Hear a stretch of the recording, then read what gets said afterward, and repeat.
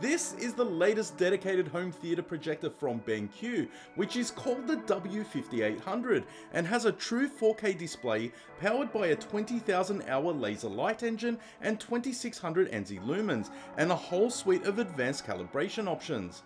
I'd like to thank BenQ for sending this in for review. However, all of the opinions in this video are mine and mine alone, and it's not sponsored, and the projector is going back to BenQ. That being said, I'd like to thank you all for watching and liking the video, so let's get into it. While you watch the unboxing, I'll go over the specs. We have a true 4K display with a DLP light engine, so I am interested to see what the black levels are like, as well as if there is any rainbow effect, which I will check later in the video. The 2600 NC lumens light engine can last for over 20,000 hours and supports HDR, HDR10+, and covers 100% of the DCI P3 color space. One of the things that I always loved about BenQ is their color science, and this has been consistent across all of the BenQ projectors that I've reviewed over the years.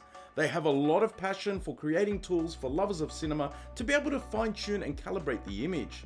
Using light source dimming, we have a reported 2,000,000:1 contrast rating. However, the reality is that number is much lower based on the real-time usage. However, it's been pretty awesome when the screen fades to total darkness between scenes instead of the slight grey hue that you see on bulb-based projectors with an iris.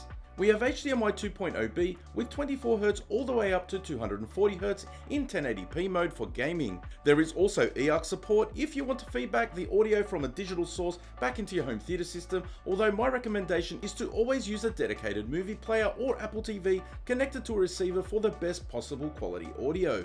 We also have 3D support for those of us who enjoy 3D movies, however I can't really show any of the demos here. The support is there if you need it. The remote is backlit and solid, easy to use, and has a premium feel to it, and I'll leave the dimensions of the W5800 up on the screen. It's fairly lightweight, only coming in at 10 kilograms. The projector comes individually calibrated with a report, and I am going to base my review off a non-modified image so that I can give my objective feedback based on the out-of-the-box performance, as this is something that BenQ have highlighted. There are 11 points of calibration control for the grayscale, which is what will give you the improved brightness and contrast through the spectrum of black to white, as well as full control over the colors.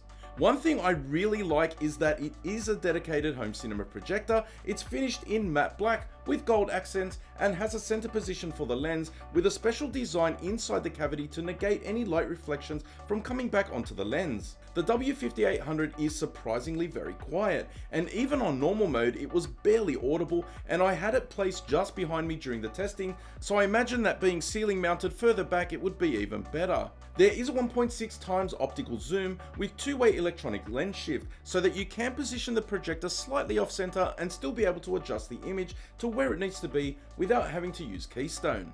There are keystone options included, however as always I recommend you position it correctly, which should be easier as there is a zoom and lens shift option built right in. You can project from 120 inches at around 4 meters all the way up to 200 inches at roughly 7 to 11 meters. In terms of input and output, we have two HDMI 2.0B ports, one of them supporting eARC, two USB Type-A ports, an RS-232 control port, a 3D sync port, an SPDIF port, and an Ethernet port. My first impressions when I pulled it out of the box is that there is plenty of detail in the dark areas of the image, however there was still a slight grey tinge visible in the black bars of a CinemaScope movie. This is consistent with having a DLP light source, but in full screen mode you really get a nice vivid image with relative black levels being very good. I think this is as good as you're going to get from a DLP light engine in terms of black levels, and I'm sure with a professional calibration with a sensor you would be able to squeeze out even more, especially with the 11-point calibration options for color temperature correction and bringing down that black floor. The colors and image reproduction of this projector are, in my opinion, about as good as it gets for a cinematic image. The rendition of the colors and the sharpness of the image really make the picture stand out. The reds especially are very vibrant, and there is a very unique look that BenQ has to their images, which I've always really liked. As you can see from the demos, the picture has a really nice level of detail without that digital sharpness that you can get from laser projectors. Especially in the June 2 demos I was watching, some of the darker scenes really stood out to me as being incredibly vivid and beautiful. As a single chip DLP projector, you would be right in assuming that there must be some rainbow effect. However, I was not able to trigger it while watching a movie.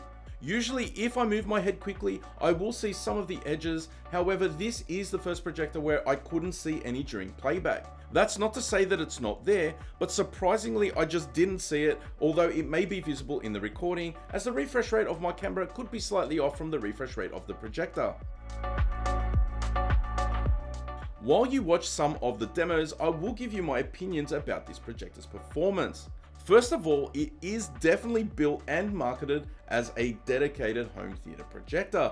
With the matte black finish, a center mounted lens, and a low slim profile, plus all of the calibration controls and filmmaker mode, this is definitely intended to be a dedicated home theater projector.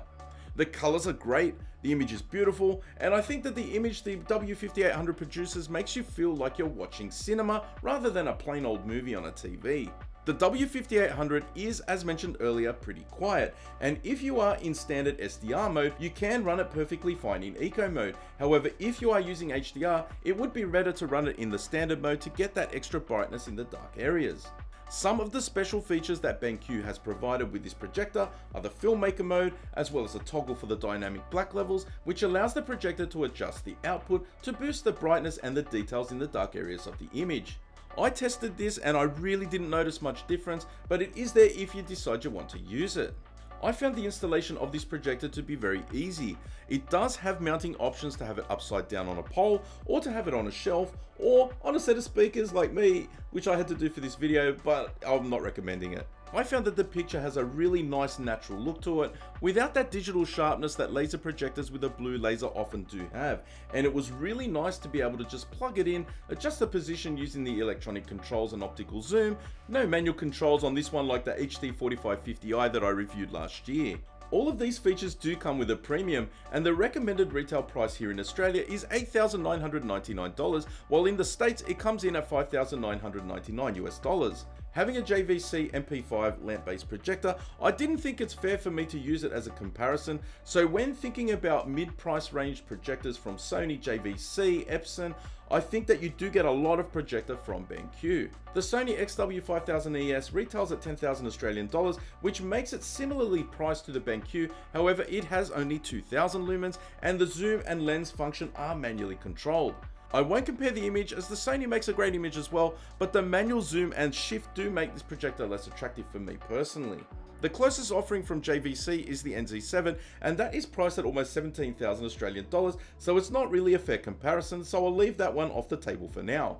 The Epson LS12000B is priced at 7,500 Australian dollars, and while it does have electronic lens shift and zoom, I didn't find the image to be as nice as the BenQ when I tested it. Nothing against the Epson, I think any of these options would make a great dedicated cinema projector, but personally I would pick the BenQ because I love the look of it, the electronic lens shift, as well as the multitude of calibration controls, but ultimately it's the image it makes which wins me over.